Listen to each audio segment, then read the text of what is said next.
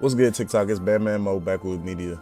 You feel me? I'm on all platforms. Check me out. But look, so last time we talked about the divine feminine, right? This is the divine feminine part two. Now look, as you see, we got our fish people here, the what we call the nomos, right? And so remember that when you're dealing with masculine and feminine aspects, or what we call energy, right? You have to understand that, remember, it's not male or female. Male or female is only a construct of the combinations of masculine and feminine energies. You have to understand, you have to really get it from more than a polarity perspective. So I'm not just saying from a polarity perspective of male and female, masculine and feminine, this, because it takes both to create something, right? So you realize that everything is one and only divides into two, but it's still one. So everything goes back into one to create something else. So through this process of the three, or the Trinity, which is father, son, father, mother, and son, or masculine, feminine creation, or you talking about how the physical realm is a product of masculine and feminine energies that are versing each other or crossing each other, that are like a zodiac chart. When you're talking about, like, when you look at a zodiac chart, or you look at the wheel or the sphere of energy, because everything is spherical, right? You look at these seasons and these signs, right? What are they saying as these energies cross? What does each house and each sign have?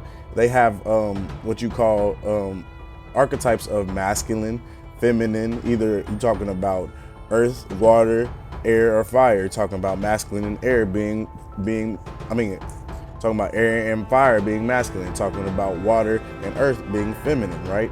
So these, you feel what I'm saying? These are these different aspects, and they all these energies are constantly bursting and crossing each other. So now you have the movement of energy or emotion that creates, this reality, right? So we have to understand that this reality is feminine in essence, right? The reality that we are in don't mean the whole reality, don't mean everything is feminine, but to understand that the feminine nature is what we have to go back to, because the masculine is always there with the force of things, with the construct of things, but the feminine nature is what we need to go back to understand this reality and to grow in this reality.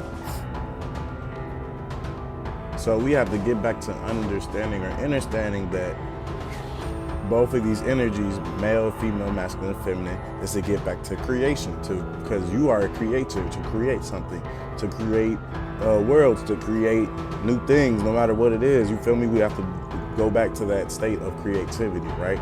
And this is the whole essence of everything. So this sign right here, the Freemason symbol and things like that. A lot of people think Freemasonry is bad. No, it's not, depending on how people like to use information and things like that. But the symbol is a box. You feel me? It's a box. Talk about the right angle, talk about degrees and stuff, but ultimately it's a box. It's a vagina, right? The V, feel me? A vagina. It's a vagina, a vagina. But also it's also represents the Trinity. You feel me? The triangle. You feel me? I know y'all see all of the shapes in there. And then the G, also Genesis, or Gene Isis, you feel me? Also, you talk about on different levels how they have more generative terms, like they have, you know, they say the G means God in geometry, then they say the G means gnosis, then they say the G means at the highest levels, they say the G means generative principle, or Genesis, right? Which is actually Gene Isis, which is Isis is the Egyptian god. The Egyptian goddess, who is just another embodiment of the divine feminine energy. So you're talking about another divine feminine energy. These are all pairs. You're talking about Osiris and Aset, and you're talking about Nun and Nunet, and you're talking about who else? Sophia, she the divine mother, that fell from grace and created Adola Bayoff and stuff like that. But actually, these are just all aspects of in stories to of symbolism to show you how the world, or how things are created through the stars and through energy, and how the Most High and you know these things, these beings use these energies to construct this reality. You feel what I'm saying? So you have to get out of that mindset of ooh, can it be a male, female? Uh, does God have to be a male, female? Does you know what I'm saying? We have to get out of that mindset of that polarity. That in all religions and all things, when you go in the Bible, what is it? Jupiter and Saturn. You talking about polarities, right? You talking about the 5 and the 6. You talking about, you feel me? These are polarities. These are when you talking about with the time well, depending on what time and where they was located in space and different things like that, who became the new sun and things like that, who was Satan, who was the sun, who you feel me, who was the life bringer, who was the, you feel me, different things like that. So all these stories or allegories are here to teach you about your Trinity, yourself. You talking about how do I take my masculine and my feminine, like a transmutation, like an alchemical transmutation, right?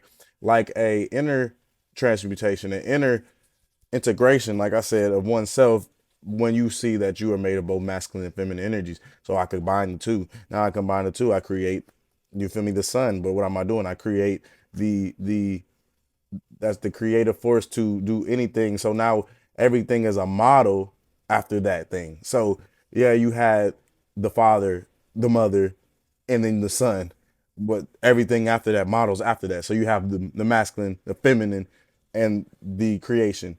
Then after that, you have the different polarizations of energy that we see today. But ultimately, let me show you some more of the woman's place.